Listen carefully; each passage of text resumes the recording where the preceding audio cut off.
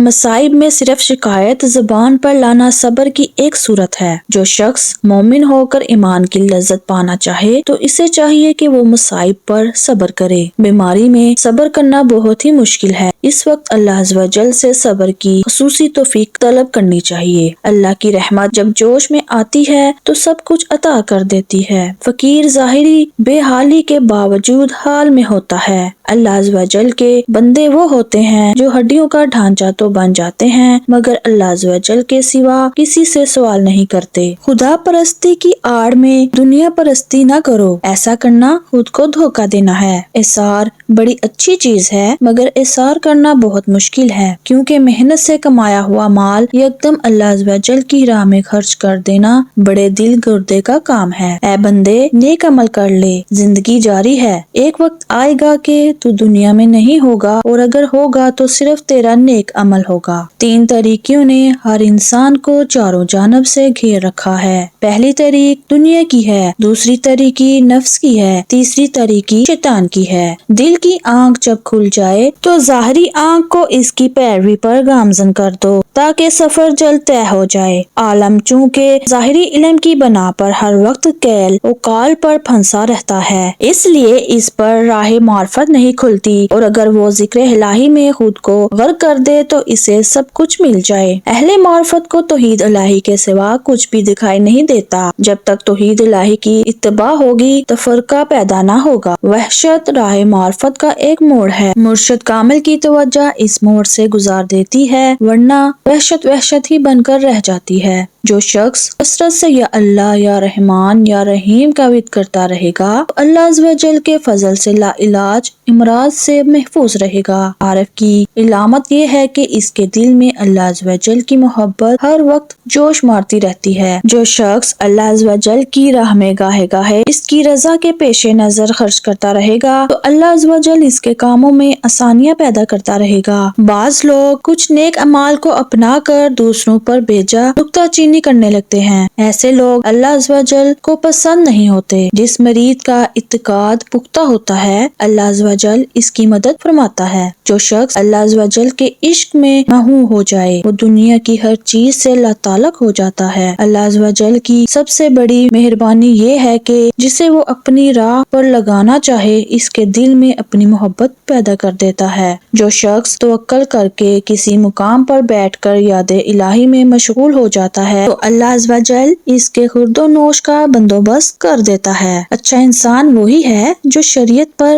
عمل کر کے ترقیت کی راہ اختیار کر لیتے۔ خدمت خلق اور غریبوں کی دلداری اضافہ رزق کا باعث ہے۔ اہل سلوک ہنسی مذاق سے اجتناب کرتے ہیں۔ شریعت اسلامیہ اعتدال کا راستہ ہے، جو اس پر کاربند ہو جاتا ہے دنیا اور آخرت میں کامیابی ہو جاتی ہے۔ جو شخص اپنی ضرورتوں کو محدود رکھتا ہے وہ بہت کم پریشان ہوتا ہے۔ اگر تو اللہ عز و جل کا خاص بندہ بننا چاہتا ہے تو پھر روزانہ یاد الہی کے بعد اللہ عز و جل کے بارے میں تفکر کیا کر، اور تفکر کے بارے میں کہا جاتا ہے کہ ایک لمحہ کا تفکر سال بھر کی عبادت سے بہتر ہے۔ نفس میں انسانی خواہشات جنم لیتی ہیں اور بکھر جاتی ہیں، اس لیے نفس کو کسی لمحہ قرار نہیں ہے۔ اپنے نفس کے پیچھے نہ چلو ورنہ شہوات کے غلام بن جاؤ گے۔ اپنی عقل پر کبھی بھی شہوات کا غالب نہ آنے دو ورنہ راہ حق سے بھٹکنے کا خطرہ لاحق ہو جائے گا۔ غفلت راہ سلوک کے مسافروں کے لیے بہت بری چیز ہے،